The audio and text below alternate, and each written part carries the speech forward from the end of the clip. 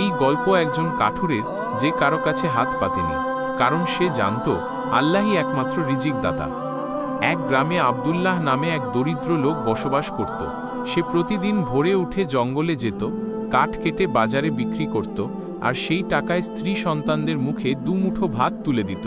তার জীবন ছিল কষ্টের, কিন্তু তার ঈমান ছিল পাহাড়ের মতো শক্ত। সে সবসময় বলতো, রিজিক যিনি দেন তিনি আল্লাহ, আমি শুধু চেষ্টা করি, ফল দেন তিনি। একবার শীতের সময় প্রচণ্ড বৃষ্টি হতে লাগলো। টানা 7 দিন জঙ্গলে যাওয়া বন্ধ, কাঠ কাটা গেল না, বিক্রি হলো না। বাড়িতে চাল শেষ, লবণও ফুরিয়ে এলো। ছোট ছেলে রুহান কাঁদতে কাঁদতে বলল, আব্বা, পেটে খিদা লেগেছে। আব্দুল্লাহ চুপ করে বসে রইল। তার স্ত্রী ফাতিমা বলল, কিছু করো, প্রতিবেশীদের কাছে হাত পাততে হবে।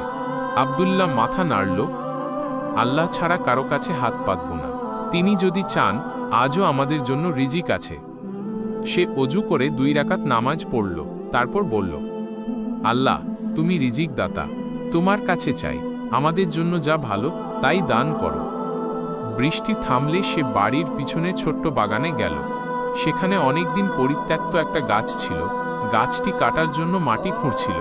হঠাৎ তার কোদাল কিছু শক্ত জিনিসে লাগলো। খুঁড়তেই বেরিয়ে এলো একটা পুরনো মাটির পাতিল, ভিতরে সোনার মোহরে ভর্তি।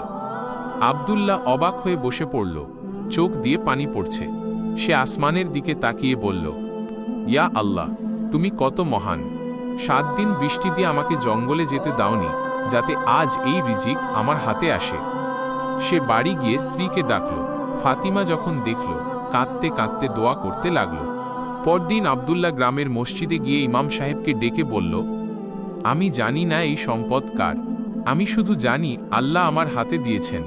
আপনি এর অর্ধেক গ্রামের গরিব মিসকিনদের মাঝে বিতরণ করুন, আর এক অংশ দিয়ে মসজিদ মাদ্রাসা বানান, বাকিটা দিয়ে আমি আমার পরিবারের জন্য হালাল ব্যবসা করব।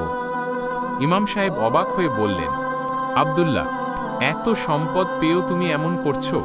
আব্দুল্লাহ হেসে বলল, রিজিকের মালিক তো আল্লাহ, তিনিই চাইলে আমাকে আরও দিতে পারবেন। আল্লাহ আমাদের সবাইকে তাওয়াক্কুলের এই শিক্ষা দান করুন, আমিন।